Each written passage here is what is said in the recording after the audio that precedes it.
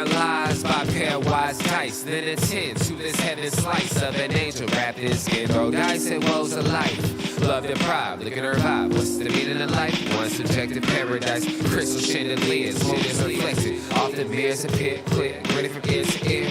Craving and raining and grain, rekindling the flame. Closer she draws near. Stay there, remove your underwear, shove it somewhere over there. In paradise, we know our purpose. In paradise, we know what our worth is. In paradise, we manifest dreams. In paradise, truth is what you conceive. Yes, it is. The truth is what you can see. Hello, everybody, and welcome to this edition of the Unpopular Hour. I'm your host, Matt Clark, and today, it's Tuesday, so we're at Georgia's Happy Hog, located is one of my favorite spots. You know where it's located, and if you don't, it's at 712 Culbertson Drive, just north of the OU Medical Center. South of the state capitol. Had to get that watermelon sweet tea. That's my favorite. Just south of the state capitol, just east, just right across the street from the Harn Homestead. You can just take Lincoln, and then it's 18th, 17th, East Drive, 16th, 15th. So great place. If you haven't been here before, you need to come by. It's Tuesday, so I have to be on Tuesdays because Tuesdays and Fridays are mac and cheese days. So I had to have me some mac and cheese, and plus I'm still a little struggles on my big brother's birthday. Funeral was yesterday, so may or may not drink a little bit last night, so definitely need some barbecue and some mac and cheese and some collard greens or some greens to get caught up. But they are open Monday through Saturday from 11 to 7. If you want any catering events, you can contact them at 525-8111. And if you have any questions for us today, you can go ahead and Skype us at 405-551-8300. That's 405-551-8300 if you have any questions about what we're talking about today on the show. And we're joined already by my guy, Nathan Taylor. What's up, big dog? How you doing, man? Hey, Matt. What's going on, man? How are you? I'm here, good? bro. I'm here. Just gonna go over the talk about women's soccer, which was the biggest news happening, that the ladies lost to Sweden in penalty kicks. That's news, huh? Well, yeah. Just watching us this year, I just knew we did not have what it took. I did not think that our team was in sync for whatever reasons. I do believe that a couple of the ladies, Julie Ertz retired, Megan Rapinoe is probably going to be gone, and I don't think any of those girls from before trying to get their third one. I just don't. Alex Morgan. To me, you guys were done. You played for 12 years. This will be your 16th year that you've been on the team. I'm sorry that I think they should have just went with Young, and then all the political statements and stuff that they were trying to make. I just think that for that stage, that was a lot to do. I don't agree with a lot of the conservative people out there, which is what they are. They're a bunch of idiots. All those conservative idiots, they're not. They're knuckleheads to me. You don't equate what they were doing to political stuff. It's sports. To me, you leave political stuff out of sports. Sports is sports. Politics is politics. I just think there's two so totally separate things, even though they do merge when it comes to murder. Somebody dying. Well, yeah, and don't you think too? The players use it for a platform, though, too. I don't feel there's anything wrong with that. No. That's not what I'm saying. But to me, on that stage, for them to do, they're coming out in all their, camo and all of that stuff. I'm like, guys, come on. You haven't done anything. The girls before you, the 14 girls that got replaced, those are the ones that come out wearing camo. They were the beasts. They were the ones that dominated. Y'all haven't done anything yet. You know what I mean? But I just think that they were, and I love Carly Lloyd. She just came out, called them out. She called them out after the game won. She called them out. Mm-hmm. It's like, you guys haven't done anything. What are you talking about? They called them out. So to me, I wasn't a fan of that so much, Nate. Uh, uh, it's just, sorry, man, these flies are just, I mean, I don't know what it is with flies, lately, bro, but these flies are ridiculous. But that being said, to me, I just wasn't a fan of what I saw, if that makes sense. I don't have any problem with you making some statements, but you girls hadn't done anything, and to me, it was more Megan Rapinoe than anything else. That's just me. Your thoughts on that? You know, I guess, I mean, I don't necessarily think that, I mean, maybe She was the maybe you leader. do She's have the to do leader. She's the something. leader, bro. Come on now. Yeah, no, I agree, and I don't know if I'm quite in line with the you have to be good to make a statement. You know what I mean? Like No, no. I see it because it's probably going to be more. Go ahead. Go ahead, Nate. Go ahead. No, and I could have maybe misunderstood what you were saying, but I feel like maybe, if it's the first guy off the bench or the 15th guy off the bench, it's still, I think it's good for them to voice their opinions. Yes, yes, And no, they definitely have a platform to do it. yes. But I'm just sorry, though. To me, when you represent the USA, that's a completely different platform than if you're at home doing your team in America. You know what I'm saying? To me, that's a completely different platform. Yeah, okay, that makes more And sense. having played for the USA, having a gold medal, that's a certain. No matter how you feel about what's going on back here, it's just like John Carlos and them when they got when they did their fists. I understood all that after they won. They did it after they won, not before they won. You have to do something because all you done is now give a commentary about something nobody cares about. Now, if you win the World Cup, then you have a platform to say anything, but you haven't done anything yet, and you're still trying to act like you did. I just didn't like that. That bothered me. Yeah, I can see that. Yeah, go ahead though. You know, No, uh, I'm good. but anyway, so I just didn't think that the girls really performed at all. I mean, you scored. They scored 4 games. 4 goals. I mean, you had the first game against Vietnam, who's terrible. Netherlands scored 7 or against them or whatever, 6 or whatever. Then you come back and you basically tied the Netherlands, and the Netherlands should have beat you, and you should have lost to Portugal. Okay, you were not the same team. You had 14 new girls, and to me, it's like they never. And I don't know if it's the coach. My guy Jose Fierro says, he's not a fan of the coach. I wasn't a fan of the coach we had before. So I was more of a fan of his, but, maybe it's kind of like to me with the Thunder. Maybe with younger people, you have to have a coach that understands the younger talent or maybe knows how to get the most out of them or something. I don't know if that's something that's legit or not. I don't know. That's just my thought.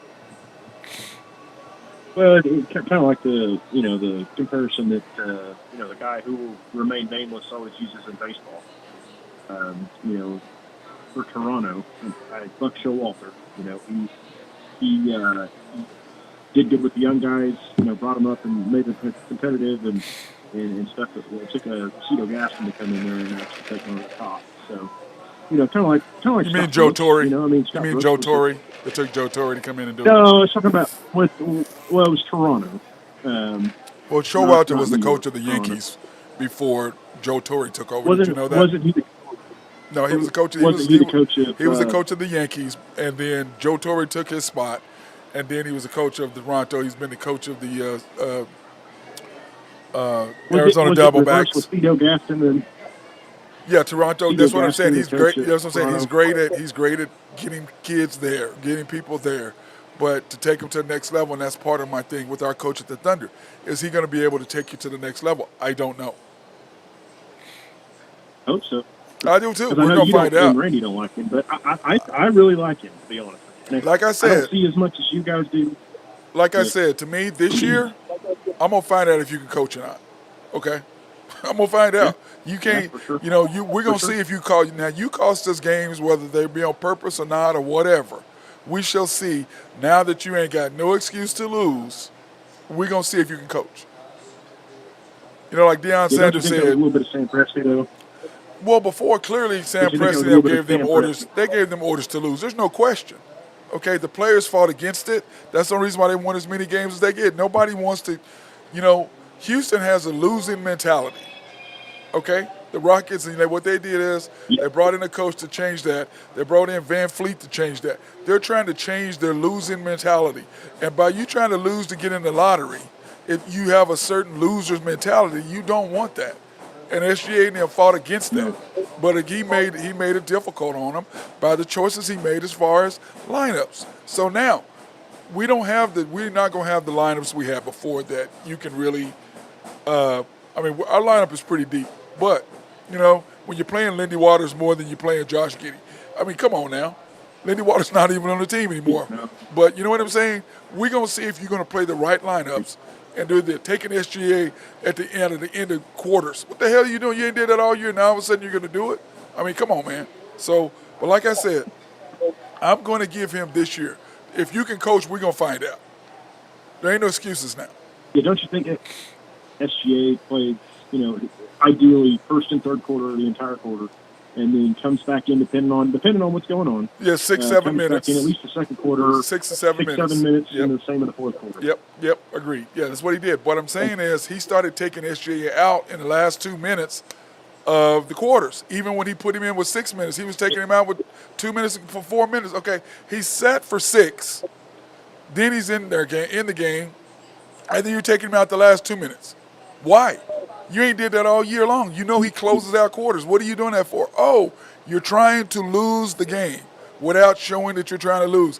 That's for people who are ignorant, who don't understand the game. Yeah, they don't see that. But for those of us who understand, we know exactly what you did. You can't change up and all of a sudden take him out and then all of a sudden they go on a run and then you put him back in. What are you taking him out for? So, anyway, sorry about that. I went on my rant. I know.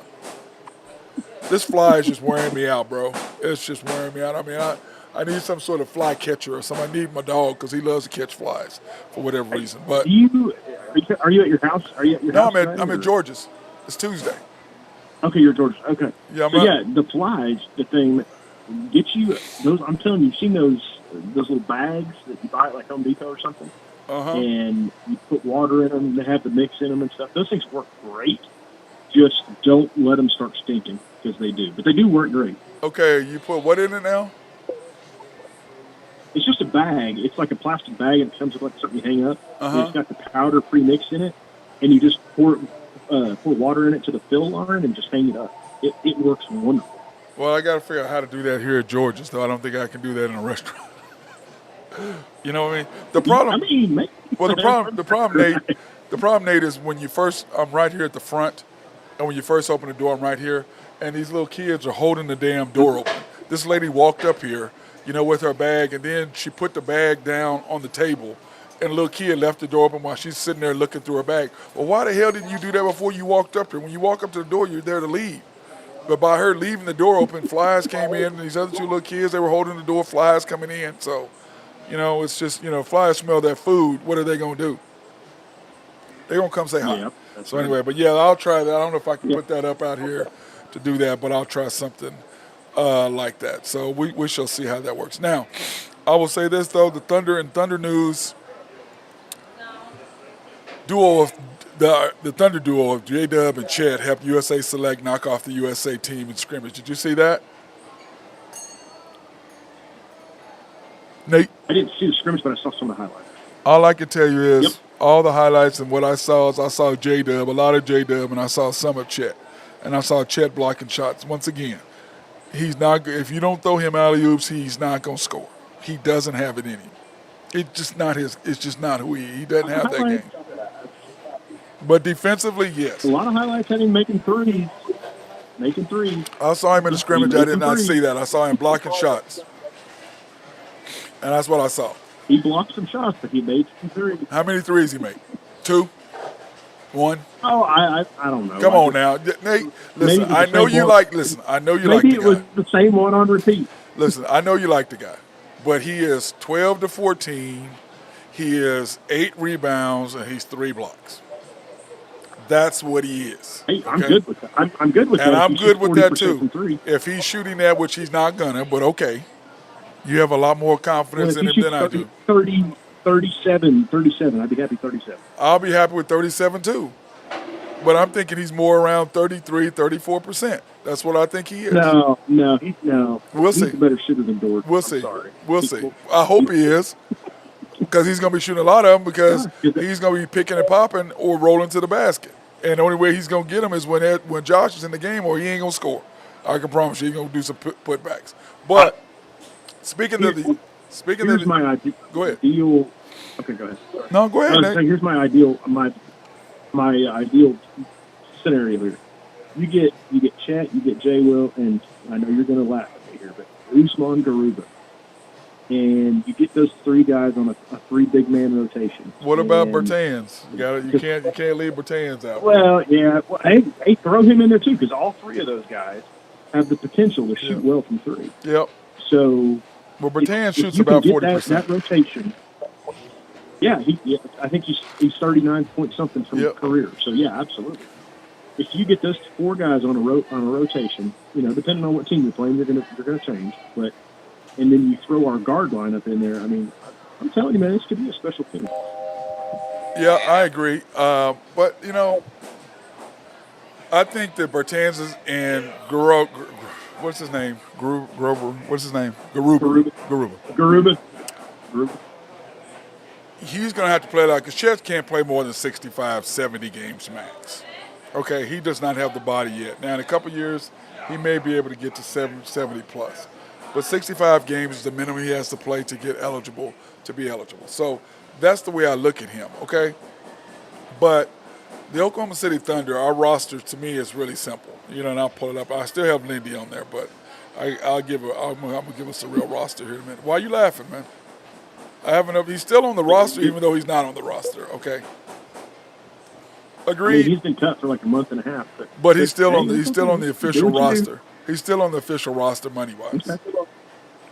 But he's not on the team, and I know that. But anyway, okay, I have SGA, Treyman, Kaysen, and Mick. So we got to figure that Trey is the one man out, right? Yep. Right. You got SGA, Wallace, and Mitchell. Yep. Those are your three guards, right? Your points. Your shooting guards are going to be Josh, Lou Dort, Isaiah Joe, right? Because I don't think Ty Washington and Victor are going to be on the team. Do you? No. Okay. So that gives you 6 right there, okay? Then your small forwards are J-Dub, Wiggins, Jang, Keontae, McConnell. And have they announced the two-way deals yet? No, they haven't announced. They still have Keontae is the only one. Right, yeah. So you got to figure that Caleb McConnell's got to be, don't you think? Got to be. Absolutely. Maybe. Well, they may keep him down, but because then your forwards are Poku, Kendricks Williams, Jeremiah Robinson Earl, and Garuba. Now, you say who do you JRE's gone? Yeah, JRE's gone. I believe JRE's gone. And my thing, Kendrick Williams, to me, I would take Garuba over Kendrick Williams. That's just me. Poku. No. You get rid of Poku. I don't keep Williams and Garuba. I mean, I'm done with the Poku experiment. Well, the Poku, we got to play him because you got to trade him. Kind of like what you did with Baisley. Kind of like what you did with Baisley. You got to give him some time. You got to give him some sort of film so that you can trade bait. And you've got Kendrick Williams on a good deal, so you got to keep him too. I don't know. You have to keep him. I don't have to keep him. No, you got to keep him. I've never been a fan. That's just me. I'm going to tell you one thing. If I've been hearing all this talk, and if they decide to trade Andrew Wiggins, I am going to be severely pissed off. No, but you like him over Kendrick Williams. I mean, you like Kendrick Williams over him. They're basically the same player. No, absolutely not. No. Wiggins is way better. Not way better, but he's long term. Hey, no. I'm pushing your button because you try to push mine, so I just pushed yours back. Thank you very much. But I agree. I think those groups. So that's got 3, 6. J-Dub is 7. Wiggins is 8. Jang is 9. Keontae is 10. McConnell is 11. Kendrick is 12, Garuba's 13, Chet is 14, Jay Will is 15. And you still have Davis Bertans and KJ Williams. Is there any two-way potentials on any of those guys we talked about? I think KJ Williams and Caleb are your other two ways. To me, you have Keontae, Caleb, and KJ are your three that we've talked about this whole time. To me, those are your three ways. Okay, and then but to me, your starting eight is simple. You have SGA, you have Josh, you have Dort, you have Isaiah Joe, you've got J Dub, you've got Wiggins. You've got Chet and Jay Will. That's your eight. Okay, to me. Yeah. Then, that's your eight. You might throw Bertans in there. Might throw who? You might throw Bertans in there just because he has a lot. Well, I'm just saying. What I'm saying is that's your 8-8. That's your top 8. I'm talking about that you're going to play a lot. Yeah. Then you've got and depending on what they're planning on, planning on what they're doing with Bertans, I mean, they might play him some more just to kind of give him some show so the trade value goes up. Right, because we got to pay him all that money this year. So to me, you got to pay him. Okay, so to me it's like, okay, he's 9, and then Kendrick Williams is 10. Okay, then that leaves you with Keontae, Caleb, and KJ. Right, so that's your 13, and Garuba can be your 14, and Poku could be your 15. And maybe they're keeping Jack White. Well, Randy says keep Bring Waters back. That's what Randy said. That ain't happening. I mean, it might, honestly, because I think they like him a lot. But they might just do him a solid, but I don't think so. I think they did him a solid already. You're right. But so you said that the three-way guys, though, they don't count towards the 15. The 3 two-way guys, they don't count towards the 15. The 15, right. Right, so you can have 15. Yeah, you can have 15 plus the three-way guy. Okay, right. So that's what I'm saying is that 13. Okay, counting Kendricks and Bertans. That's 10. If you want to throw in Gruber, that's 11. Poku, that's 12. Okay, right. And then you got Case and Wallace, that's 13. Yep. Am I calling that right? And Keon, and then so that's your that's 13 right there. And then plus those 3 is 16. They'll probably keep Jack White too because they signed him. They like him. Yep, they like Jack White. That's your news. Yeah, so so that's 17 counting Jack. Well, and then one additional, maybe just keep Trey Mann on the team for a little while. Well, Trey, they're gonna try to trade. Trey, they're gonna keep Trey until they can trade Trey. To me, Trey is gone at some point. He's not gonna be here the whole season. He's gone. That was the whole thing for this summer, and he played great. He really showed himself well. But there's no, I mean, who do you want? Who do you want? When competition picks up, he can't play. I mean, he showed that time and time again. Yeah. So to me, that's so. To me, you have SGA, Kaysen, Matrix are your guards with Josh, Lou Dort, Isaiah Joe, J Dub, Wiggins. That's your 8 with Jay Will, Chet, Kendrick, right? You like Kendricks. Jack White is 12, and then your 3 guys and Garuba is 14, and Bertans is 15. Then you have your 3 two-ways. Yep. Pretty solid line.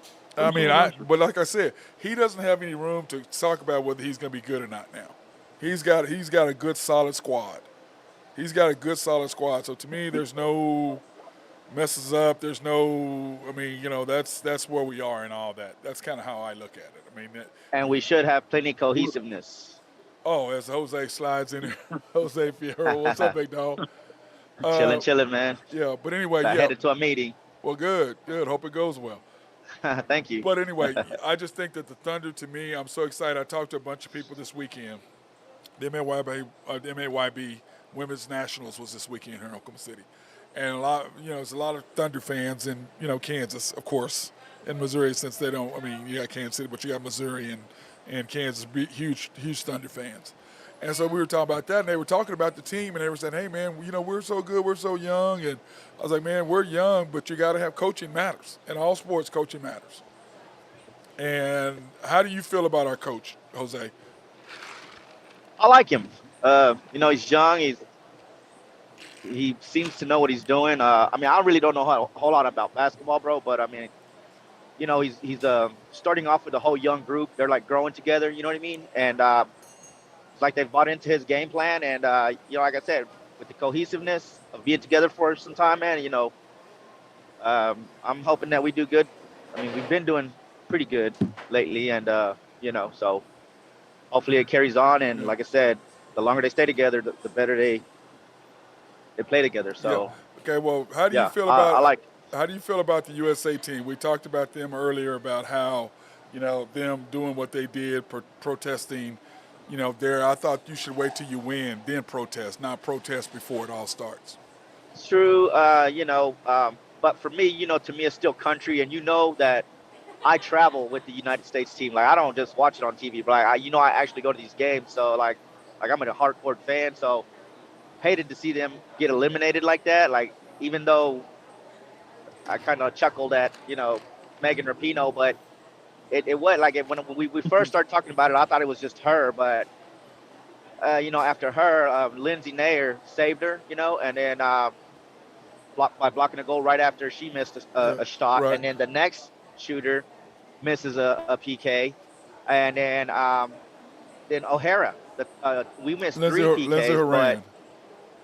but no, it was O'Hara. Oh, was it O'Hara? Horan made her PK, but O'Hara, one of the old school players, took PK, hit the pole. That was the third miss for us, and so even though it all came down to because of Megan Well, Rapinoe, Megan makes hers. It's over. That's the point. yeah, Yeah, yeah, that's the point. and, She yeah, makes hers. It's so over. yeah, but she's the first one that missed. No, I get that, but But she if makes hers. That's yeah, over. yeah, if she would have made it, we would have won. Well, Yeah, that's what I'm saying. yeah, Her yeah, yeah, miss, yeah, her yeah, miss was the miss. yeah. So, but I hate to see them eliminated, man. But at the same time, man, they need to keep their head in the game, and like you said, after that, then use their stage to, To you do know, whatever. Yeah. make a statement or whatever it is they want to do. But during it, they're not going to get any support. You know what I mean? Like, look Zero. what happened now. Like Zero. everybody's laughing at them. Yep. Zero. So To me, everything that you gained by making equal pay or equal pay with the men in America, not overall, but your equal pay that you got and all the goodwill that you meant, you nixed all that by doing what you did. You nixed yeah, all the goodwill you went through, all the fight, and everybody you had on your side. All that's gone now. yeah. All that's Like gone. nobody's now. gonna want to even support it anymore. Yep, Like yep, all that's gone now. So that frustrates me to no end on that. So, well, hold on. Let's go ahead and take a quick break. Thank our sponsors over here since we got one of them on. Collaborative Logic. Want to thank these guys for keeping us up and running. And by the way, we're getting ready to expand and get a new system, new computer. They're going to fix me up on that, so I'm happy about that to get me on so where I can keep a system at home and a system on the road, or give it to people so that if I'm not around, Nate, that somebody else can do it. But if you want to have any needs for any computer software, anything to be written for you personal, for your office, or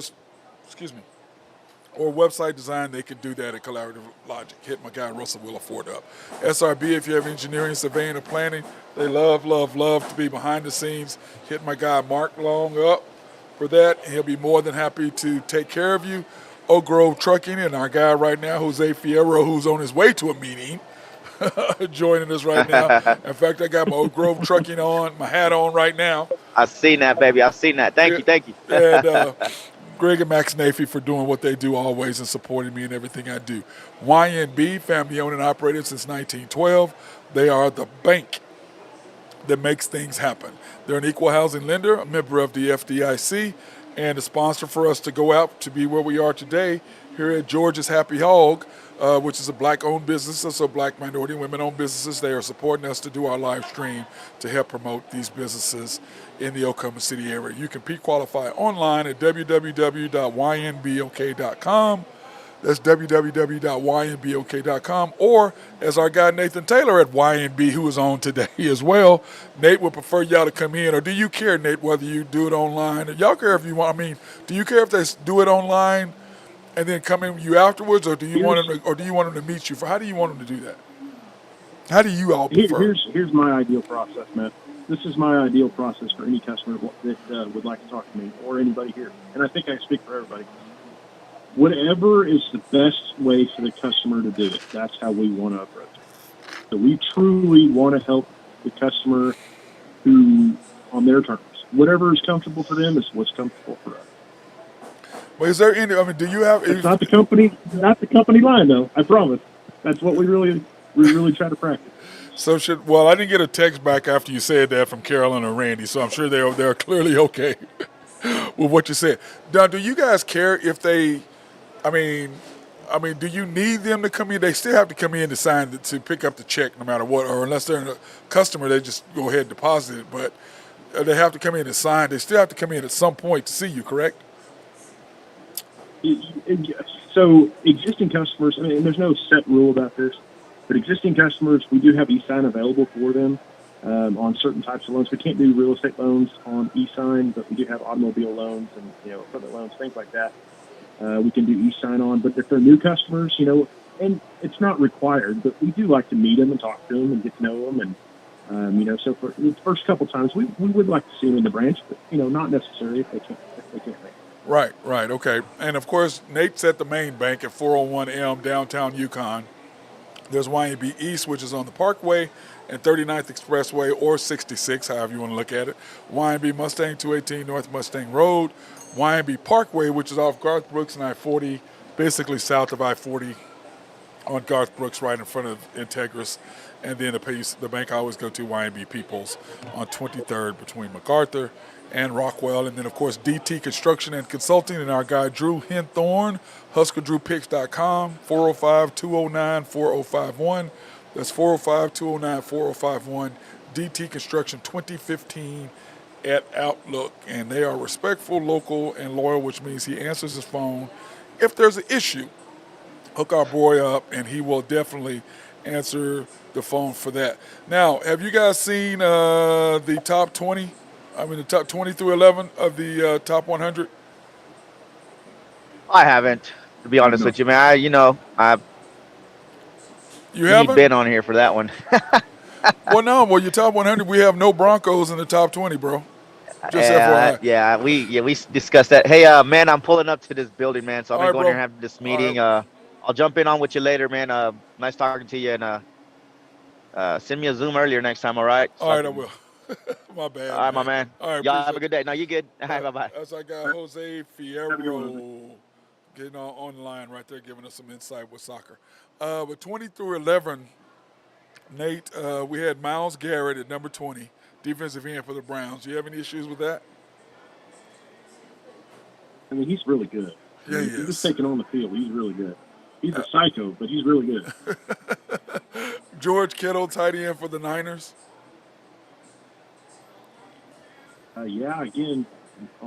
He's great.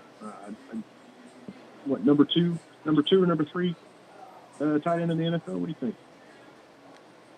I'd say it's Kelsey and then Kittle, to me. Both of them run after the catch. One is way more physical than the other. Kittle will not last as long in the league as Kelsey has because he's just way too physical. His body is not going to sustain the way that he plays, I don't think. Minka Fitzpatrick, safety for the Steelers. To me, arguably the best safety in football, to me, easily. Do you even know anything about Minka? Yeah, I do. He's from Alabama, right? Is that where he's from, Alabama? Yes. He's pretty good. College ball in Alabama. Yeah, then you got Max. Wasn't he part of that trade where they first round pick mid-season or something like that a couple years ago? Yeah, a few years ago. And it's paid off in dividends for them. He's won several games for them because he was there. Yes. Oh, absolutely. Yes. Then everybody said it was crazy. It's like, dude, if you can get the best player at a position in all of football, you get the guy. Plain and simple. Max Crosby, the defensive. For one first round pick. Yep, for Max Crosby for the defensive end for the Raiders. He's crazy too. Max is insane, man. I love his motor. I don't know much about Max. I'll have I, to. I love his motor, dude. He's relentless. Stephon Diggs, wide receiver for the Bills, in at 16 Wide receiver. for the Bills. Yep. He's been pretty good. He's one of the top 5. Now? He's one of the top 5 wide receivers in this, without question. And I believe he's. Let me see. It's. Agreed. Let me see. There's one. There's only 3 wide receivers in front of him. So yeah, top 5. Then of course you got Fred Warner, the linebackers for the Niners. He's a beast, dude. Yeah, I've got a little segment we're gonna throw in here in a little bit about him possibly being in the Hall of Fame. I think he's arguably the best middle linebacker in football, easily to me, and has been for a while. Trent Williams, another Niners offensive tackle, not probably. He is the best left tackle in football. Niners coming in number 14. Devontae Adams. Go ahead. Former Sooner, might I add. Well, the Sooners have arguably 3 of the top 5 offensive linemen in football. Lane Johnson at right tackle, him at left tackle, and Creed at center. Now, I still think Jason Kelsey is just above Creed, but he will be the best center in football once Jason, in the next couple of years, Creed Humphrey will be the best center in football. Did you kind of think that him coming out of college though, as well as he played in college? Yes. The one thing about OU is the linemen they've got in the NFL. Oh my goodness, the offensive line, and that's like to me. That guy was arguing with me about Baker Mayfield and Patrick Mahomes and said if Patrick Mahomes was playing for Lincoln Riley and Bob Stoops, oh my God, OU would, with that lineman and those weapons, they would have won a national title. I said I can promise you. Probably 2. Yeah, probably 2. If not 2, for sure 1. And somebody was like, "Oh man, Baker was better than Patrick." I said, "You're high. You're wasted, dude. You're out of your." I said, "You're out of your mind.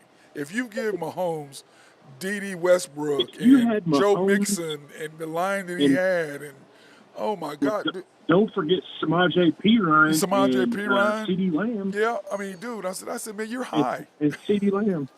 I said, you're crazy. Yeah, I said, they would have won a national title. I said, I promise they'd have beat Georgia. Promise you they'd have beat Georgia. I said, you're wasted. I said, absolutely. I said, you're out. I said, listen, no question. I know you're a typical OU fan. You're an idiot, okay? You're an idiot. Well, didn't they have Hollywood Brown that year? They had Hollywood Brown too. Yes, he played with Kyler at the end. Yeah, but yeah, Baker had all those weapons, bro. Mm-hmm.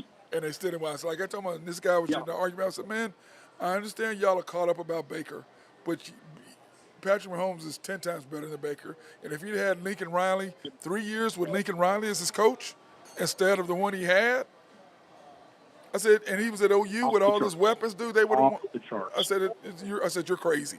I said, you're just running your mouth. The charts. I said, it's stupid. Okay, number 12. He would have been. He would have been second back-to-back Heisman, guaranteed. Oh, there's no doubt. He would have won the Heisman back-to-back. Then you got Kyler coming in right after him. And then you look at Jalen Hurts. Jalen Hurts has to think coming to OU made him a $150 million guy. There's no question about that. If he stays at Alabama and he does not transfer to OU and does not play for Lincoln Riley, he is not who he is. He's not. I mean, it's not happening. Well, if he'd have went anywhere else, though, Nathan, wouldn't have mattered. Anywhere other than OU to play for Lincoln Riley, he would not be in the NFL.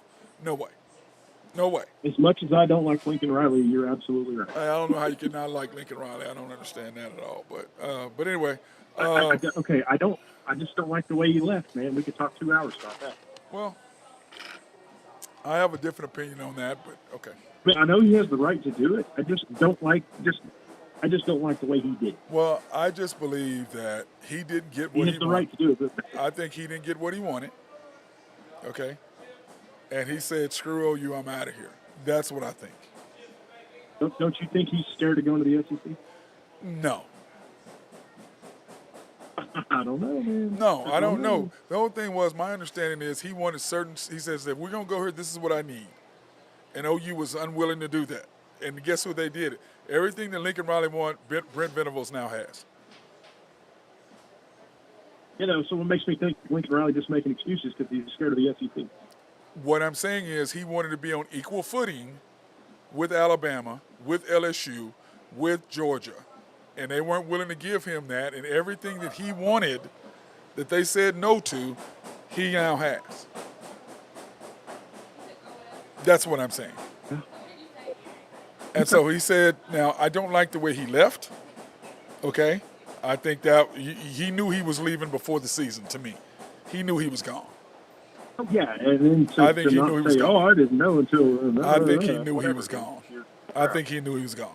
But I think he waited and gave, I don't think he didn't give OU his best.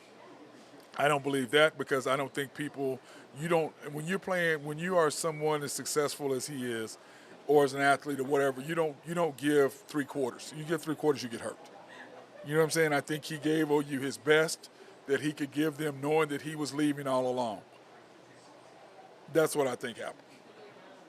Because it's like to me with Kevin Durant. Yeah. Kevin Durant, they picked Russell Westbrook over him. He's I'm out of here. Now, did he screw Oklahoma City? Sure he did. Why did he screw Oklahoma City? Because he was pissed at them by the way that they treated him. He said, well, F y'all. That's what he did, okay? And I don't blame him. You pick him over me too? Yeah, I'm out.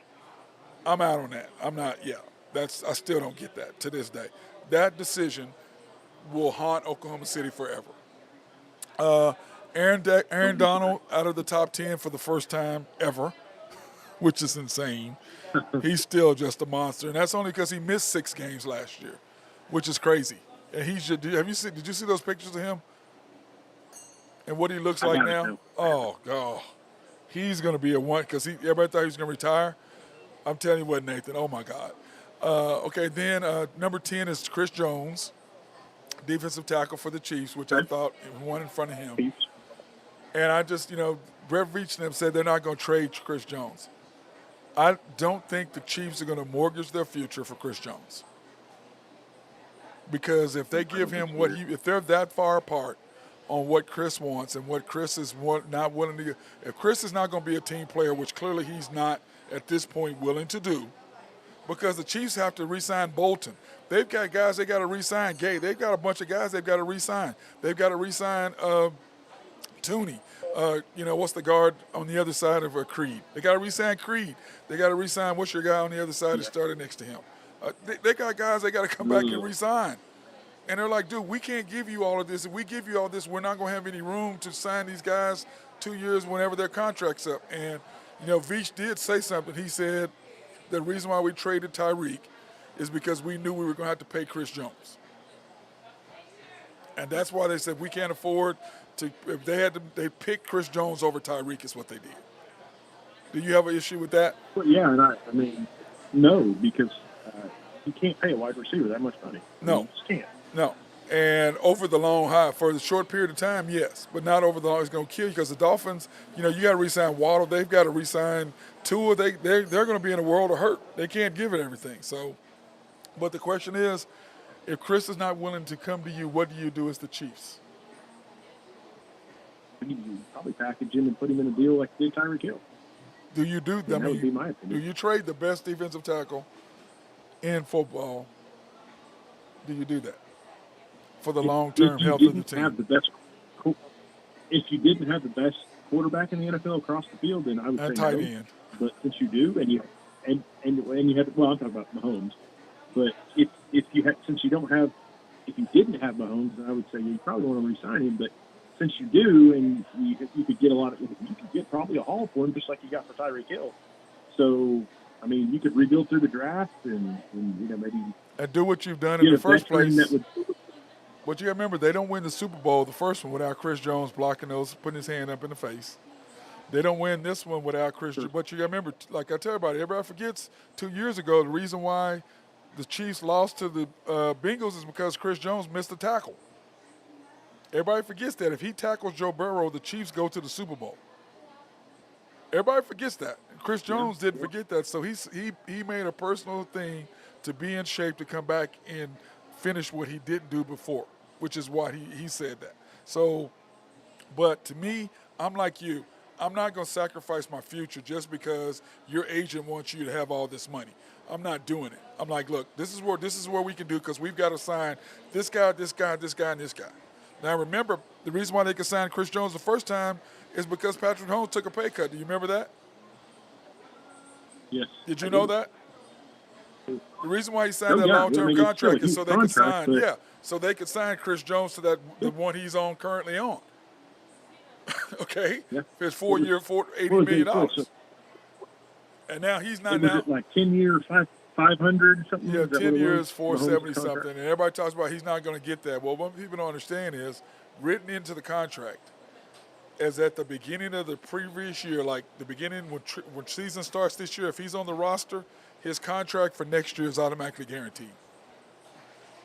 So his contract for 2024 is already guaranteed now.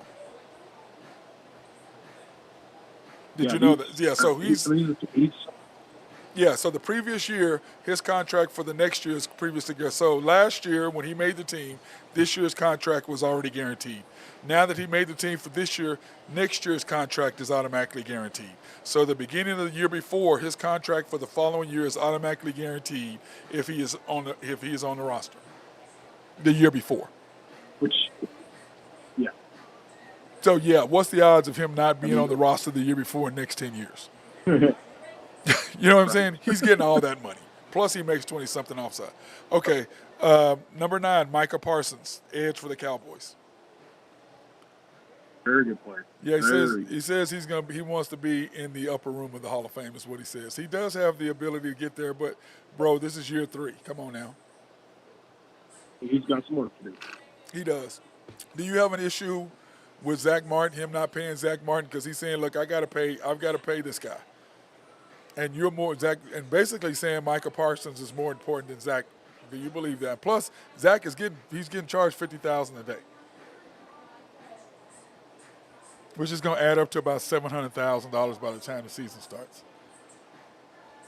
Yeah, I don't know. I think right now probably the emphasis they put on running the ball though. Yeah, but the whole point is, can you afford to pay him that much money 2 years? He's the one that signed the 6-year deal and he took the security by doing 6 years. He took the security, okay? And now with 2 years left on his contract, he wants to get paid because now he's way down the list. And then we'll talk about somebody else way down the list in a minute. Nick Bosa, he's holding out too, and I couldn't believe when I saw that thing where he's at. By the way, OSU won our game. By the way, OSU won our basketball game overseas, 86-79, courtesy of Randy Wright. But anyway, let's go on. Josh Allen. Didn't even know they were playing, to be honest with you. Josh Allen, number 8 quarterback for the Bills. Tyreek Hill, number 7 for the Dolphins. Joe Burrow, number 6, which I thought was interesting. Travis Kelce's 5. I would flip-flop them for sure. Nick Bosa, number 4. Jalen Hurts at number 3. I would not have Jalen Hurts as number 3. Justin Jefferson, wide receiver for the Vikings. I have no issues with that. But my top 5. They have Jamar. Go ahead. Where's Jamar Chase? Jamar Chase was 30-something, 40-something. He was way down there. So okay. Because remember, I don't know. Joe, maybe have a little problem with Joe Hill being that high. Joe Burrow was throwing to Justin Jefferson and Jamar Chase in college. That's who his 2 wide receivers were. Yep. And you wonder why he won the Heisman. I have a. Go ahead. Well, but that whole team was stacked, man. Yes. I mean that was an amazing college team. Yeah, it was. Yeah, it was. And then this is, I was sitting there looking at it, and I'm just going, man, looking at all the different things that was offered. I mean, all the different teams. And I was looking at an NFL News today, which just blew me away when I was looking at this. I'm going, wow, I could not believe it. In NFL News, Nick Bosa is still holding out. He's the 30th highest paid. He's reigning defensive player of the year. He's the 30th highest paid defensive end, edge rusher. Ooh. He's Isn't he still on his rookie deal, though? He's $19 million 19 from being number one. 19. But isn't he still on his rookie contract? No, this is his year to restructure. It's coming up, yeah. And he wants it a year early. Okay. But, Okay. Well, I mean, but 30th?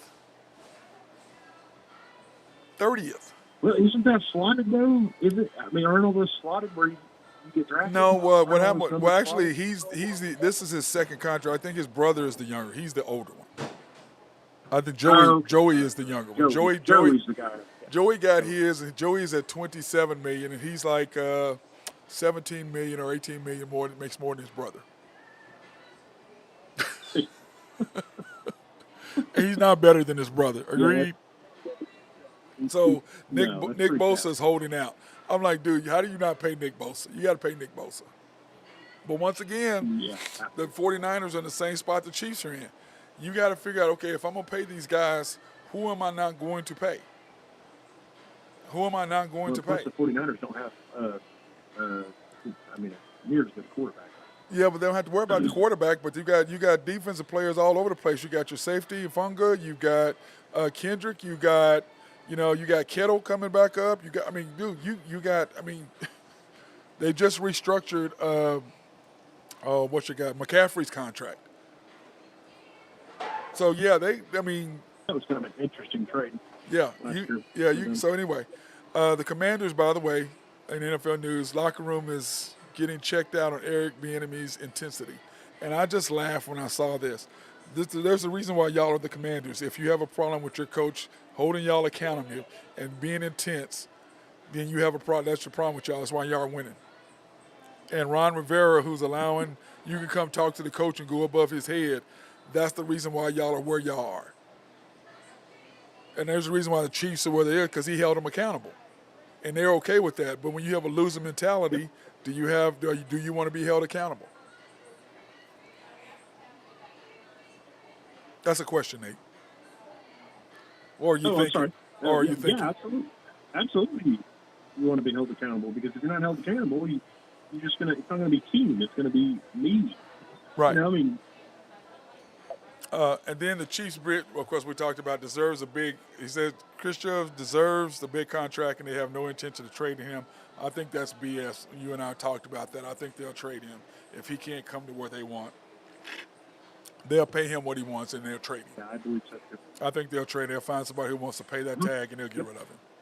Because my thing is this. Yeah, Chris, you're 29. You only have a couple more years to go. And then by this time, the guys that we need to pay, as you're getting older, the guys that we need to come out and help you aren't going to be, we can't afford them because you're getting paid. So, and I just think it's funny how, but you know what? Between him and Frank, the reason why Frank Clark is gone, because I noticed last year, Frank Clark's attitude, him and Chris was bringing him on about, they're feeling left out because the offense gets all the credit. Well, you guys are, what were they? 19th, what were they in the league? 20th, what were they, 20-something? Their defense, I'm like, you ain't doing nothing. You try to act like you're doing all this stuff. You causing the Chiefs to get beat. You ain't winning games with the Chiefs. And if you're a top 5 defense, you can run your mouth. So I noticed how Frank Clark had this bad influence on Chris. And I think Frank Clark is like, man, you need to get paid from them, man. You need to get paid from them. That's what I think is going on. You need to get your money, man. Mahomes got his money. Kelsey now. Neither one of them took less. They're making money off the field. And there's no reason why Chris Jones, he doesn't have the personality to make money off the field. Or do you pay him? No, he doesn't have the personality, to do it. I mean, I like him, but yeah, no. Let me see. All the way, Jonathan Taylor, the coach running back, he left camp for rehab on his back. I laughed when I saw that. Yeah, he's been hurt. Yeah, that's yeah. Is he ever going to play again? For somebody else, he'll be healthy in a New York minute. And then, of course, the Texans minority owner Javier Loya is facing sexual assault charges in Kentucky. So we'll see. He firmly denies it, but we'll see how that pans out. You're the owner of a team. He's a minority owner, of course. But it just goes to show you the dysfunction. Yeah, but that organization is a mess. It is. It really is, dude, from top to bottom. And then, of course, the NBA news. Yeah. The USA team blows out Puerto Rico, which I'm like, I watched that. Drew sent me this thing about Austin Reeves. I'm like, dude,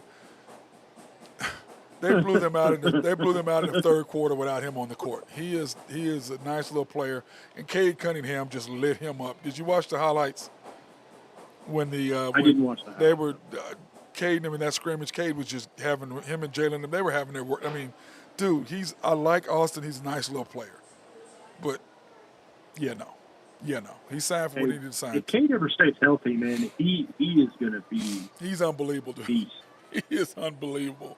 The Lakers signed Anthony Davis to a 3-year, $186 million. Did we talk about that? No, not yet. $60 million a year. Do you pay? I mean, and then No, which leads me into Kawhi is eligible for a 4-year, $220 million contract, and he's only played in 187 of 364 games, 67 games. Please sign into that, because that will make the Thunder's draft picks even that much better. Yeah, 100. He's missed 160 games, bro.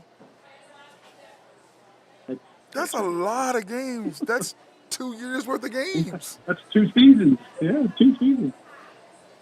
And they're talking about, there's people talking, well, you got to pay him, and they're dragging their feet. It's like the Lakers had to pay Anthony Davis. Dude, no, I'm not giving you. You barely are healthy.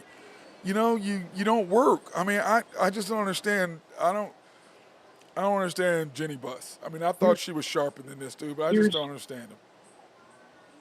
Go ahead. Here's the problem with teams like this.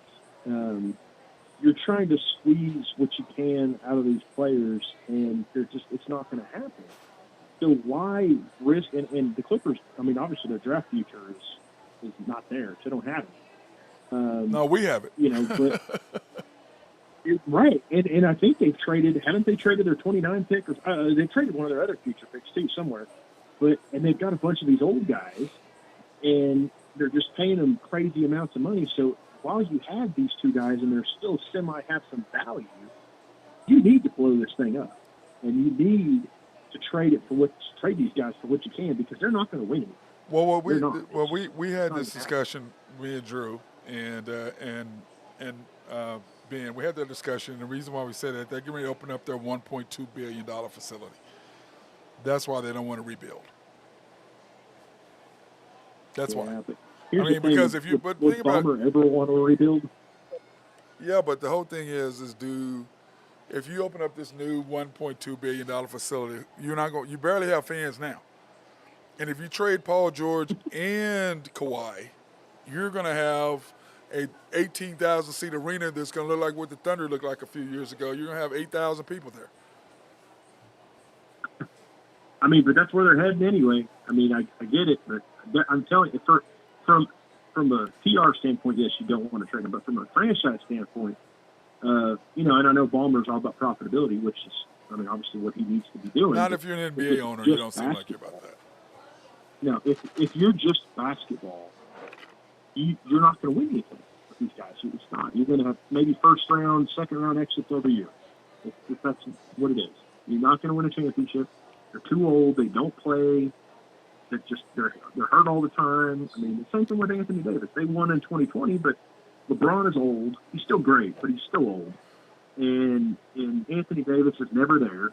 So you got to blow this up if you want any hope for the future. But they don't do that, because that's not what the franchises do. It's not what they do. Right. They trade for stars, and they try to win championships, which is not a bad way to do it. It's just with this new cap and this new collective bargaining agreement, you're going to get screwed. I'm telling you. Yes. Well, my deal is this. I understand the Clippers are in a lose-lose situation. Okay? They've got to keep him. They've got to, I mean, they got to keep him. Now, they want to trade Paul George, which I see that. I mean, Kawhi, I mean, who are you going to keep, Kawhi or Paul George? I keep Paul George, but that's just me. I understand that, but Kawhi has two chips. He does. Well, he does. He has two chips. The first one on the back of other people. Agreed. I mean, agreed. But still, he has two chips. I mean, So, Toronto, you could say, I mean, that was all him, but not all him, but well, the Toronto got lucky that KD and Klay Thompson goes down, or Katie they would have and got Clay got hurt. Yeah. smashed. They would have got Well, and smashed. they almost didn't even beat Philadelphia. Yep. And if it wasn't So, for the I mean, the hop, the bounce, and to me, yeah, Philadelphia's biggest mistake was them not having what's his name's back. That just killed them. I mean, the coach and Joel Embiid, y'all didn't have my man's back, and he hasn't been the same player since because you totally ruined his confidence. You ruined the guy, and you ain't won nothing since. So I'm not a big fan of Joel quick Embiid. question for you. Yeah. If you had the opportunity, and you could say the Thunder, you could say whatever Whomever. franchise you wanted, the Rockets, whoever. If you had the opportunity to trade like Toronto did for a star, and you could guarantee a championship, one championship, and then after that you're rebuilding for a while, would you do it? Yes. Absolutely. Yes. 100%. Yes. I am in agreement with you. Yes. Because We could not make the playoffs for 10 years, and I'd still be okay. yes, because give your fans a championship is worth that. I mean, to Absolutely. me, it's worth it. Yes, yes, without even Well, and no look, hesitation. look what Denver's doing. I mean, Denver is they're building. I mean, they're doing the front office on that organization is doing a wonderful job. Well, my deal with Denver is you know- My problem with Denver is going to be in trouble because Denver They are. Denver is okay. I mean, the Thunder, we gave them all they wanted last year, and we weren't even the team that they had, and we gave them all they wanted. Because we're a matchup nightmare for them because SGA is better than Murray, okay? And then, I think between Chet and Jay Will, you can control somewhat Jokic. And then defensively, we're not. With Aaron Gordon, them going back door and all that. We're not giving up all that nonsense. We match up really well with them every single time because defensively, they've got to match up with us, and they don't. And Denver's not that good of a defensive team, But- so Denver doesn't do anything for me. Don't you like what they? Don't you like what they did though? I mean, they're going for it instead of just Right. What Denver did is I mean, they added they make They added KCP and Aaron Gordon to their team. That's the only thing they did. Well, Bruce Brown too last year. Well, yeah, but I'm You know, saying is but for not this defensively, year, but those two, but they got Bruce Brown's gone. He is this year. Yeah, no, He's gone. So, but what I'm saying is, well, he was there before that, but the two additions they added last year were Aaron Gordon and KCP. Bruce Brown was already there from the year before. I thought Aaron Gordon was already there. They added Bruce No, Brown. they added Aaron Gordon and KCP. That's why when they came back around, they could get rid of Bruce Brown because they weren't going to pay him.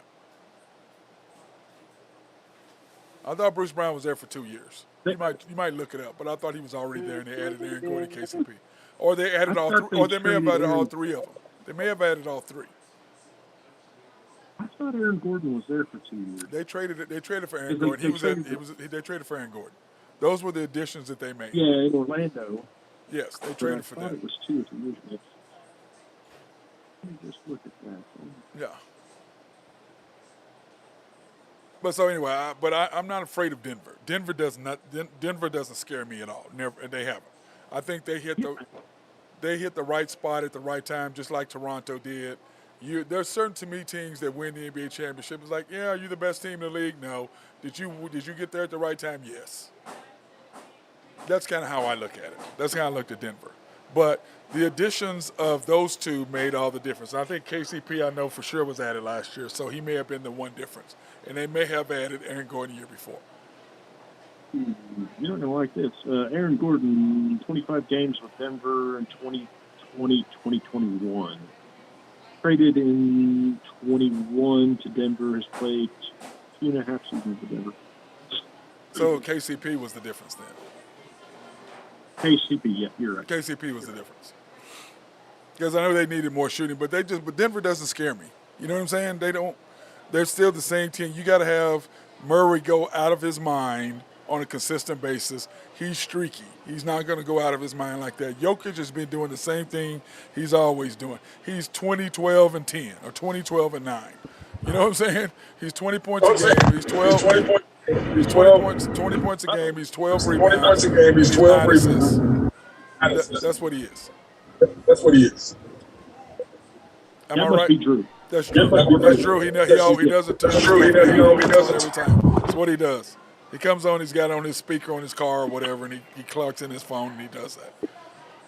But Denver doesn't scare me. I mean, to me, the Lakers redoing him $60 million is stupid, but they did it. I think I agree with you that they're doing the same thing with that. The Clippers are doing the same thing. They're ridiculous. So, but like Drew and I have had this discussion many, many times about it. What do you do? And he was right on the money about it, and he wants LeBron gone. So do I. I know you wouldn't want to have him. Yeah. Are you coming back, Drew? Where did he go? Where did he go? There you are.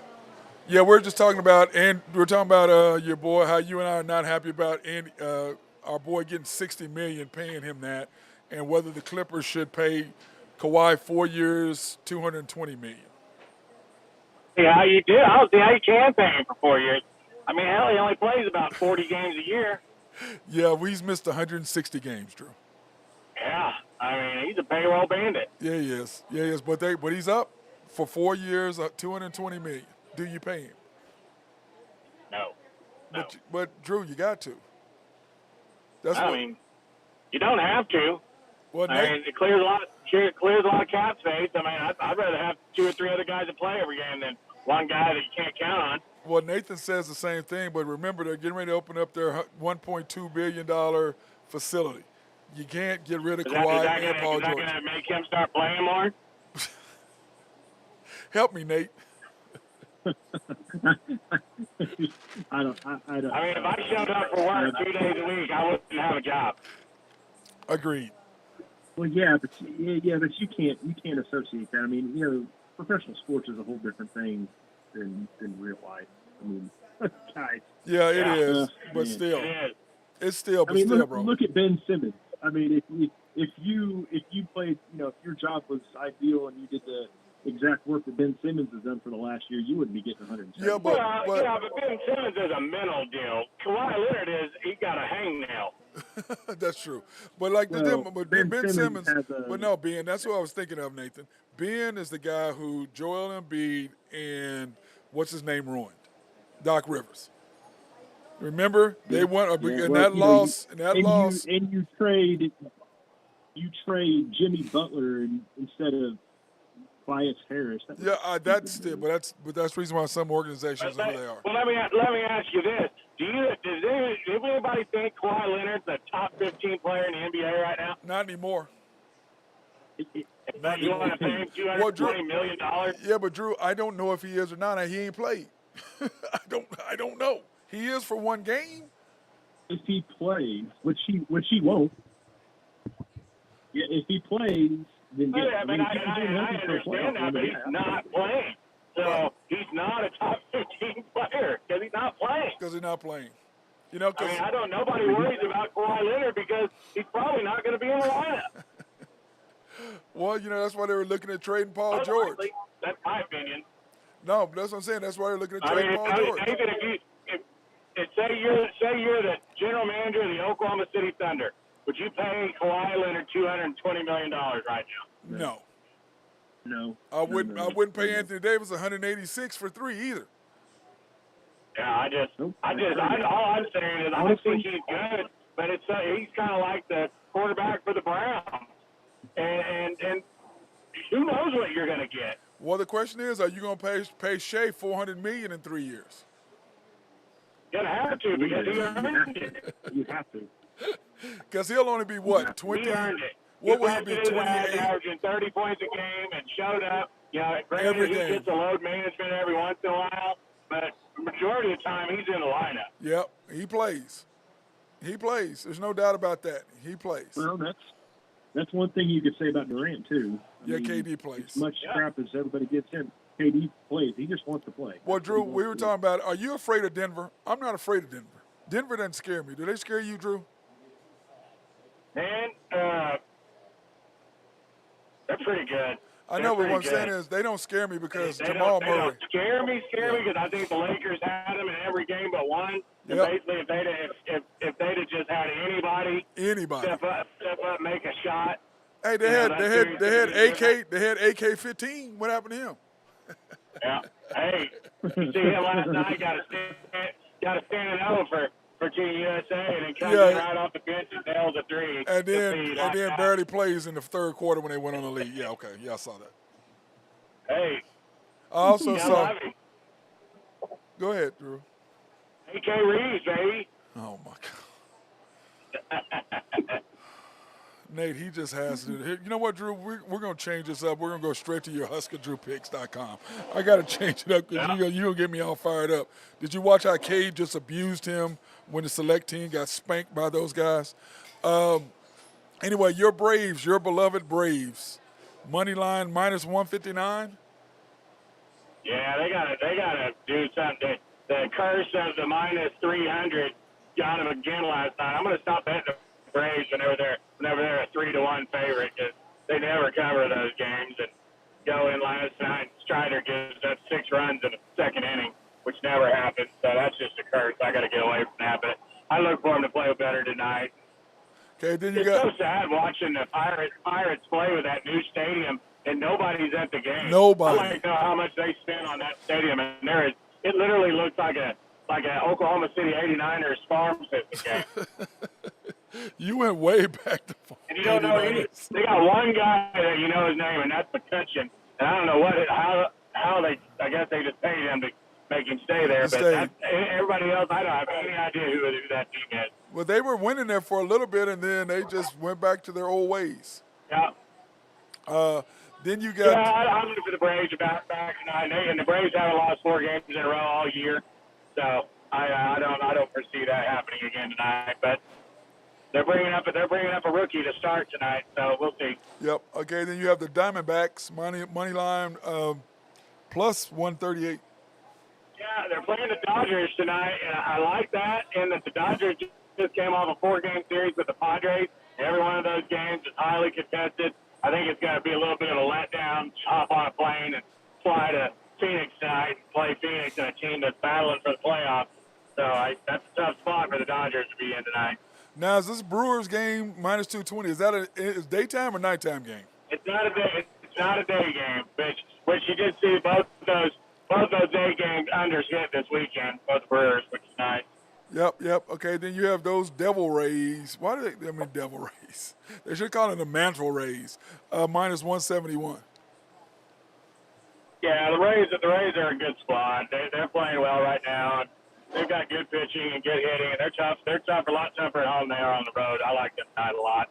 Yep, Marlins and Reds over 10.5. Man, you like the Reds when it's over that big, don't you? They just don't have much pitching. And the Marlins have been scoring a lot of runs lately. You know, that game went under last night. It looked like it was going to go over. They had 7 runs in the 4th inning and then didn't score again. So I think Vegas is doubling down on that again and pushing it so high and making everybody take the under. Because it's normally those sit 9, 8.5, 9, and they bumped it up to damn near 11. So I'll go with Vegas and take the over. Yep. Now, you guys, are y'all ready for the NFL to start, guys? Because I know it was Friday night and nobody watched that. But anyway, Thursday you have preseason. You got preseason starting in full effect this weekend. Yep. You got Thursday night. You have the Texans versus the Patriots. What are your thoughts on that, Drew? I don't know, man. It's kind of hard. No, we're not it's going to be interesting to see kind of those are 2 teams I don't think are going to be very good this year. Sorry, Nathan. I know now that we know you're a Patriots fan. But I don't know. I think the Belichick teams are all going to be a 500 team. Very rarely they're 100, but I just don't know what. Yeah. What about the Vikings in Seattle? Well, what do you think, Nathan? Those could be 2 pretty bad teams. Yeah. What do you think, Nathan? Texas and Patriots? Are you going to watch it? As much as I'd like to say yes, it's preseason, we know, but you still got to watch it. Vikings and the Seahawks. If it was preseason NBA, I'm for sure going to watch it. Yeah, the Vikings and the Seahawks. Drino's Pizza, is it delivering? Oh, he's not delivering. It's closed that day. Gino's hasn't even clocked in yet. He's just taking orders right now. And then, of course, Friday, Saturday, we have a full slate. Friday night, I mean, God, we have 6 games on Friday, man. That's a lot of games, isn't it? Yeah, and they only have 3 preseason games this year, right? Yep. You've got There's only 3. There's 3. Yeah, you got the Bucks and Steelers at 6 o'clock, and then you have the Giants and Lions at 6 o'clock. The Commanders and Browns. Who the hell is going to watch that? 6:30. I mean, this guy. nobody. Oh my God. Then you got the Falcons and the Dolphins. But so that just says that second game, the second preseason game, will be the one all the starters play in for probably a half, and then that'll be it. Well, I know they won't play in their last game. I know that Mahomes usually plays a full quarter. I know that Andy Reid usually plays his starters a full quarter, and then maybe a series of the second quarter or whatever. But he plays them a lot. And everybody talks about, Sean McVay didn't play his guys. They won the Super Bowl. Yeah, and they've gotten killed ever since. They've had one season that's worked. Other than that, they got killed. I think you have to have some preseason. Dallas is notorious for not playing their starters at all. Yep. And Dak may play a quarter in game 2, but that'll be it. Now, Saturday night, the Cowboys play against the Jaguars. That's going to be actually on NBC at 4 o'clock. Yeah. Is that in Dallas? Of course it is. America's team. You got to put that on national television. Oh my God! Here we go. You just see what he does, Nate. See what he does. He just does things just to kind of get me all fired up. Anyway, so we're gonna switch gears back to basketball. We had Tommy Tubbs last week on the show. Bring Billy Ball to the College Hoops Hall. I still can't believe that he's not in the Basketball Coaches Association Hall of Fame. And he was a member for 52 years, Drew. Billy Tubbs. How the hell are you a member of something and you're not there? Now, the Naismith, I can kind of understand. I understand that. That was an era. To me, that was a golden era of basketball between, 81, 82 to 96, 97. To me, that's what I grew up on and loved that style of play and those games. I mean, the UNLV OU games and the OU Missouri games and OU Kansas. I mean, those were rivalries, and he was such a good coach. It's really surprising that he's not there. I mean, he must have pissed somebody off or rubbed somebody the wrong way, or I don't know. Well, I just look at it and I just go, man, and I was talking to Tommy, and of course they had the Oklahoma Sports Hall of Fame last night, which is just a joke to me. Those people, I'm like, you guys are. Terry Miller's not in there, but they had what's his name in there, Brent Price. I'm like, I told people about Brent Price, and everybody Terry Miller's not in there, but he's in the College Football Hall of Fame. Yep. And I just laugh. I was like, man, how do you? Surely he's in the Oklahoma Sports Hall of Fame, I would think. Terry's got to be. Don't you think, Drew? I know he's in the Colorado Hall of Fame, and I know he's in the Colorado Hall of Fame and the National College, the Naismith or whatever the college football Hall of Fame is. Yeah. But my deal is this: I just sit there and laugh. I mean, it's. I told some people that Brent Price was in this weekend, and these are OU fans. They looked at me like, how? I said, I don't know. You need to go ask the Oklahoma Sports Hall of Fame board. These are OU fans, Drew, going, how is he in there? I'm like, I don't know. I mean, I'm not so much in disagreement that Brent Price shouldn't be in there, but I'm in disagreement that Terry Miller's not in there. I mean, Brent Price did play in the NBA, and he was a great player at OU and hell of a high school player. I played against him a couple times. But, back to your point, I mean, how are you putting Brent Price in there and not Terry Miller? He went to OU. Terry Miller was a runner-up to the Heisman Trophy. OU. Next to Earl Campbell. OU. To me, exactly. I laugh because I was telling Tommy this. I said, Brent Price is not even one of the top 15 OU basketball players ever. Top 10 ever. And he's in there before all of those guys. 10. He might be top 15, top 20. I mean, but top 10, I mean, I'm like, dude, none of those. He's not top 10. And I'm like, how is he in there and not one of these guys in front of him are in there, but he is? It's kind of surprising. It wasn't like he had just some great pro basketball career. I mean, he was a decent three-point shooter. What was he in the league? 6 years? He was what he did is he didn't hardly play. He was on the bench. His brother was in the league. Yeah. He was a good player. Yeah. And, you know. Good player. I mean, he was a good player at OU, you know, and he made the league. Like I said, I don't have a whole bunch of issues with him being in there. I have a whole bunch of issues, but who's not in there? Listen, I have an issue with him being in there. Because to me, if you're the Sports Hall of Fame, you have to be dominant in your area at some level.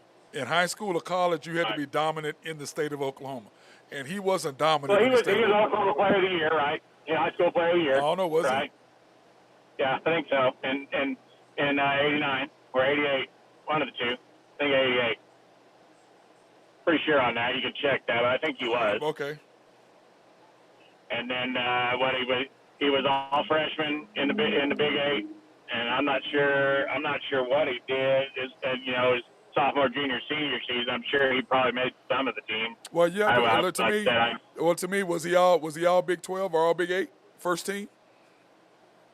I don't know. I doubt it. I think maybe he was his senior year, maybe, but I don't think he was his sophomore, or junior. I have to look at it. But I mean, like I said, he was a good player. He wasn't great. He was a good player. And then he went to the league. But again, like you said, he went to OU.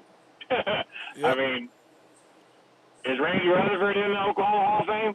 Well, of course not. I think Randy Rutherford's better than Brent Price. Of course he's not. Come on now, you know better. I mean, that's my against both of them. Rutherford definitely better than Brent Price. It said that Brent Price was in 92 to 2000, so 10 years. Let me see. That's surprising that he was in the league that long. I didn't think he was that long. He played 68, 65, 81, 25, 72, 40, 41, 6, and 20. Okay. So I think he got hurt last couple of years, if I remember correctly. Like that's been so long, but I want to say he had some knee issues. Yeah, so it was one of those things. So but I'm just sitting there looking at it, dude. I'm going, to me, Hall of Famer means when I say your name, there's no question. You think about it played. I'm like, yeah, dude, no doubt, that dude was a monster. I look at him, I go, he's not a monster. I can see both sides of that argument. I agree with both. I can say, hey, he's not good enough to be in there, but what makes it worse is who's not in there. Right. I think that's what shines the light on him. I'd be like, good Lord, how is this file in there when these guys aren't in there? Right. Well, that's what to me is what I'm saying is I think to me it's Oklahoma, and it's a deal on it's a promotion. It's for OU especially. But I'm like, he ain't even one of the best OU players in history. How is he in front of any of these guys? Let alone a guy who's already in the Sports Hall of Fame. So yeah, I mean, I'm not a big OU fan, but I can name 10 guys I take over him pretty easily. In a heartbeat. I'm just saying, to me, when I think of Hall of Fame, when I think of Hall of Fame, I think dominant. I don't think Brent Price to me was. I don't ever think. Yeah, but what I'm saying is, I don't see him ever as dominant. When I look at him, I don't think dominant. I think really good player, but I don't think dominant. His brother, dominant. Him, no. Dominant. Yeah. See what I'm saying? To me, if you're a basketball, if you're in a Hall of Fame because of basketball, you better have been dominant. You better have dominated your era. He did not dominate his era. No, he didn't. No, that's what I'm saying. To me, he wasn't the best. He wasn't the top 5 best high school players I played against. Yes, that was in high school. It's just frustrating to me, bro. I just look at it, I go, and I was telling Tommy about that, and he goes, I said, Tommy, I know you're in the OU and you're caught up, and he's the 4th person from OU to be in the Sports Hall of Fame. I go, but to me, a Hall of Fame is you were dominant in your era. You were dominant. Dominant. He's not. Yeah. He wasn't. Terry Miller dominant. Look at the OSU guys. Take Byron Houston. Dominant. Richard Dumas. Dominant. I mean, those two guys, are they in the Sports Hall of Fame? Yeah, no. Well, Richard Dumas, no. Byron Houston, no. But off field, you're not going to put either one of them in there off field. Brent has nothing but good stuff off those two guys to me are hands down better than Brent Price. Yeah, dominant. But you got to remember, though, that's kind of like, okay, here's one other thing, too, I was going to ask you guys about, if I can find it. Here we go. Breaking news: the top 15 coaches polls. 5 SEC and 6 Big Ten players or teams are in the top 15. Are y'all concerned about that? Concerned that all the talent's going to those two divisions. Right. But I don't think there's any doubt that those are probably about right. I mean, hell, what do you got? 25 teams between those 25, 30 teams between those two leagues. Yeah, well, you got of the top 20, I would say probably a top 25. I'd say each one of them probably has 15, 17, because Clemson and Florida State are in the top 10, and they're in ACC. So I think Florida State could be a little overrated. Yeah, that seems a little high for them. I think Clemson should be pretty good this year, but I mean, there's gonna be some pretty solid Big Ten teams. I mean. Hey, guys, we hadn't talked, at least I hadn't talked to you guys since the conference realignment. Because of what? I haven't talked to you since the conference realignment. The Big 12 got those 4 schools. We're gonna do that. We're gonna do that this week. Each day we're gonna go and talk about the teams that have been added and what's gonna happen with them, because we need to talk about Houston. I mean, what's your first impression? Rate it from a 1 to a 10 for the Big 12, but 10 being that, man, what a great ad, 1 being it doesn't move the needle. Give me your first impressions on adding those sports. I would preface it by saying I'm going to rank this as out of teams that were available. Right. I think it was a home run. I mean, I don't think you could have added any better 4 teams. To be honest with you. Yeah, to me, you add the UCF, Cincinnati, Houston. Those right there alone, to me, were huge pickups. Okay, and then when you add in BYU too. Yeah, BYU, but I'm gonna leave them alone. BYU is a national brand. Yeah, it is. People watch BYU for whatever reason. Over there. When BYU's on Thursday and Saturday, people watch them. Well, they're not. Remember, they're not gonna be on Thursdays anymore. Right. Well, yeah. Friday. They're going to be competing now on Saturdays. And then with the new pickups, I like what the Big 12 has done. But to me, to keep up with the Big 10 and the SEC, and the ACC is sitting there because I promise you the SEC, they're looking to pluck Clemson and Florida State. And North Carolina. Yep, and North Carolina. Yep. They're looking to pluck them. And if that happens, then the ACC. I'm going to tell you this. Yeah, go ahead. The Big 12 looks way better than the Pac-12 does right now. Oh, well, they look better. Pac-12 is going to be non-existent in 2-3 years. Well, Stanford. I think they're done. Stanford's going to have to go to the Big Ten. They've got to. They've got to. Stanford and Washington State. Well, they don't want Washington State. Probably. You've already got Purdue. You've already got them. You don't want any more of them. Probably Cal. I don't think the Big Ten wants Cal. They don't want Cal. The Big Ten wants Stanford and Notre Dame. That's who the two they want. Yep. Those are two they want. Those two schools are rivals. They play each other every year. Yep. And then on top of that, Clemson, do you stay there in the South or do you go to the Big Ten? Yeah. You have to go to the SEC if it's me. Yeah, but I'm just saying. If you're Clemson and Florida State, you would think that would be a natural fit in the SEC, But then again, you wouldn't have thought that. I damn sure wouldn't have thought UCLA and USC would be in the Big Ten. Well, to me, that's an easy fit for them because it's close. To me, I thought USC or UCLA going all the way south, that's a long go. But you're in the north. I mean, that's not that bad. You know what I'm saying? I mean, Chicago, what are you, 3 hours away? Well, they're flying private anyway. What am I talking about? They better start buying some long johns. That's all I'd say.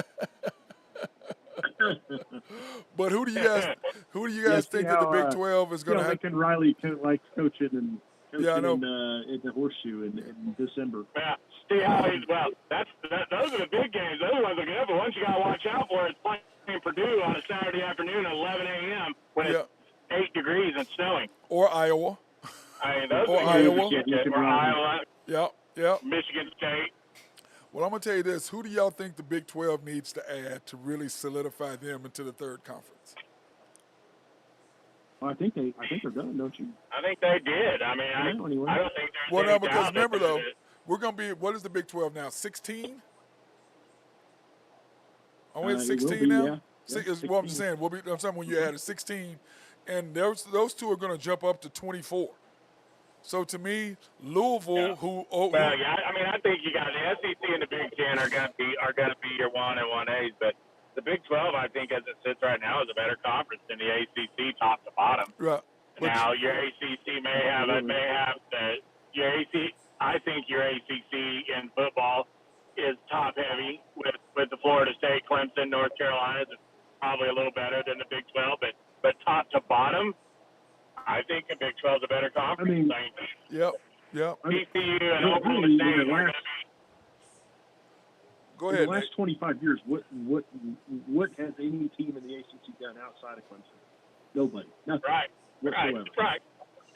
Well, now with OU and Texas leaving the Big 12, that hurts them a lot. And now you're going to say your two heavy hitters in the Big 12 are Texas Tech or TCU and Oklahoma State. They're your two heavy hitters in football. Don't forget Baylor every now and then. Yeah, they're not. But I'm going to say this. Louisville, to me, is a team you need to add, which we could have added when Texas nixed that in the first place. Well, hold on. You got Utah now, too. So, I mean, Utah has a chance They've been probably late. season They've been pretty good.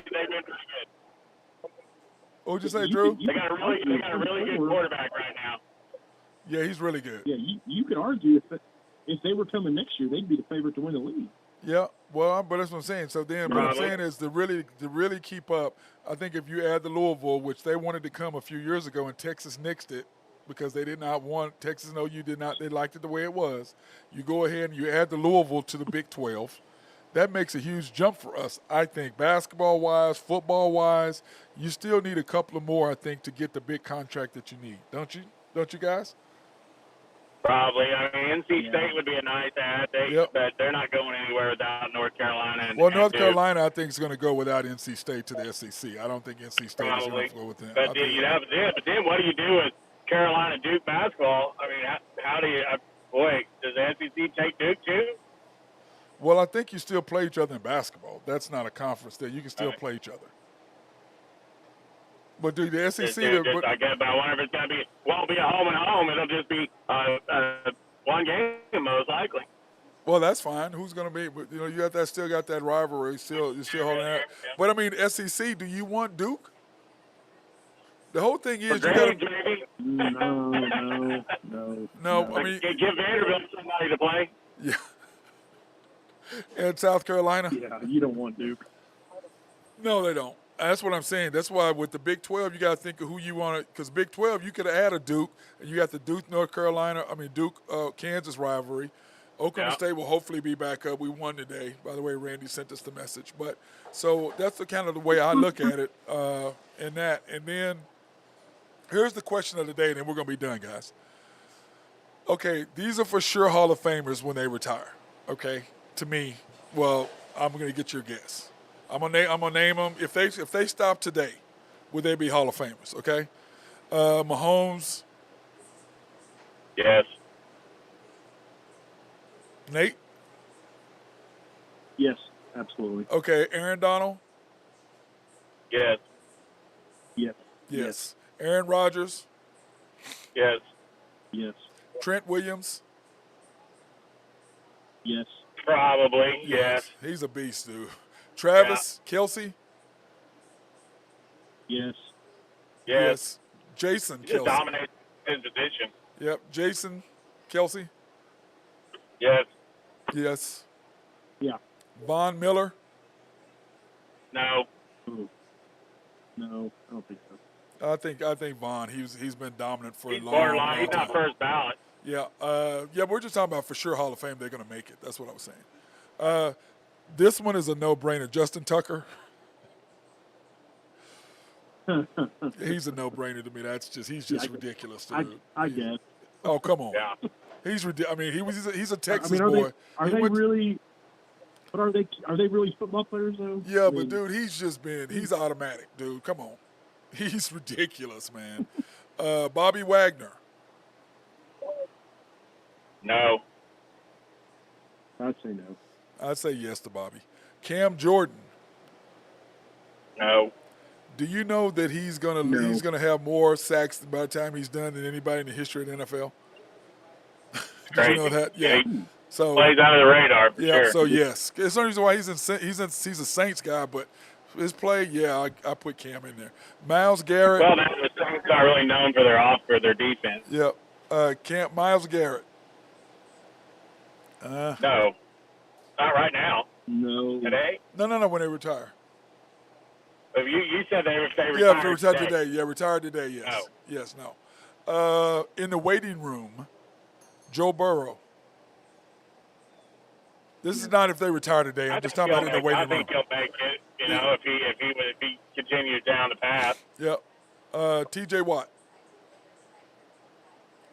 Yes. Nate. Yes. Boy, it took you a long time to answer that. Justin Jefferson. No, actually, Yes. Yes. Justin Jefferson. Yes. Fred Warner. Probably, yeah. He's a beast, dude. Just over the longevity of his career. And, he's a beast. Yeah, probably. He's a beast. Nick Bosa. Yes. Yes. Hey, Drew, did you hear that segment? He's $19 million. He's the 30th highest paid defensive end in the NFL. He's $19 million difference between him and number one.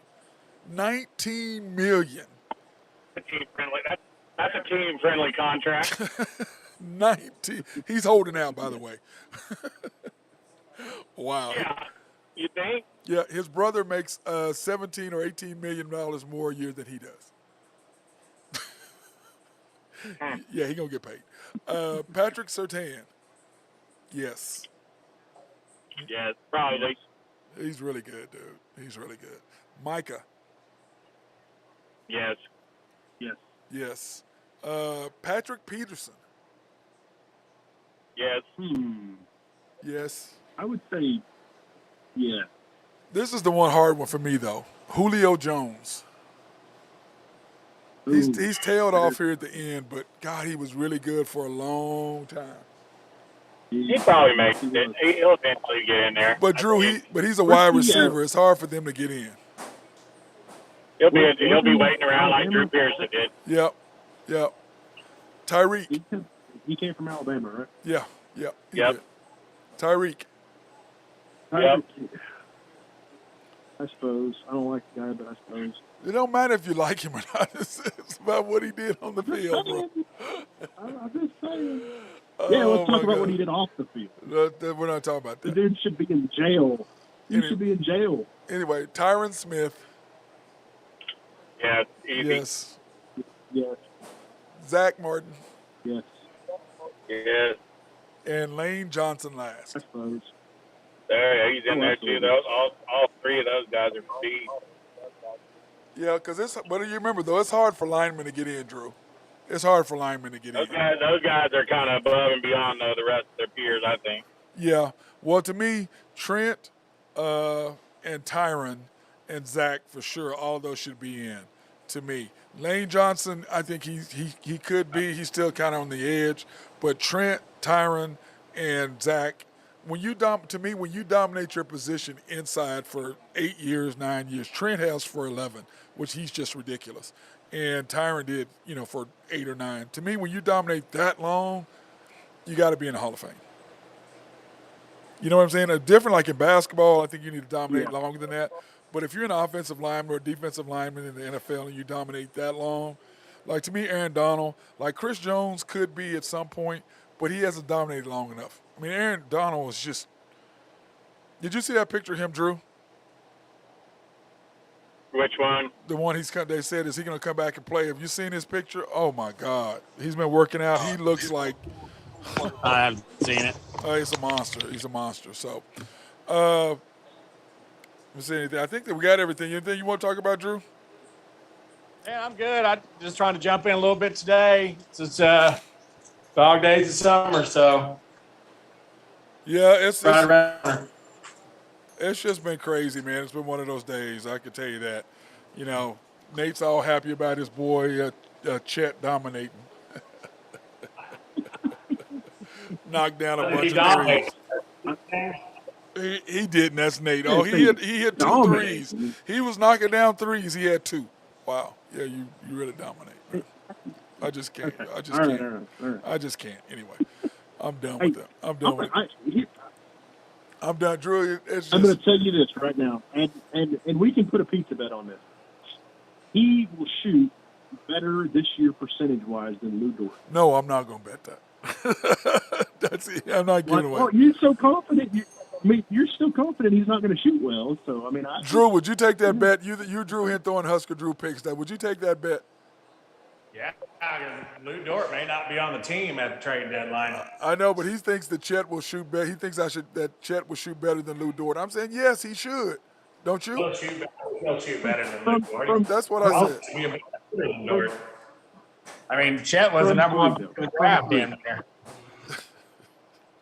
From three, though, not shooting percent, just from three. We know we're talking about from three. Yeah, no, we're not. Drew and I, we're so over Lou Dort shooting threes. We can't. I mean, Drew sends me text messages. What the hell is he shooting? Da, da, da, da. You know, I'm like, bro, right in the middle of the game. Hey, Drew, he just said earlier that Chet's going to shoot 32, 33%. I said 33, 35. 33, 35. We'll go back and get the tape. You said 32, 33. He's not going to shoot. He's going to shoot 35% max. That's max. He's shooting Dort numbers. He's shooting 38. He's shooting 30. He thinks he's going to shoot 38%, Drew. Are we taking odds on him shooting 38% from three? I said 37 earlier. 38%. You think he'll shoot that high too? I do. I mean, he should. He's going to be wide open. He's going to be wide open. Hey, Drew, all of our three-point shooters are wide open. They still can't make them. What are you talking about? Jim Will shoots 40%. Okay, guy? I'm talking about, Isaiah Joe, great. Jay Will, yes, when he does shoot. Okay, after Aaron Wiggins, 40%. Aaron Wiggins, yes. Kendrick Williams, 38%. I don't count Kendrick Williams. I don't count him.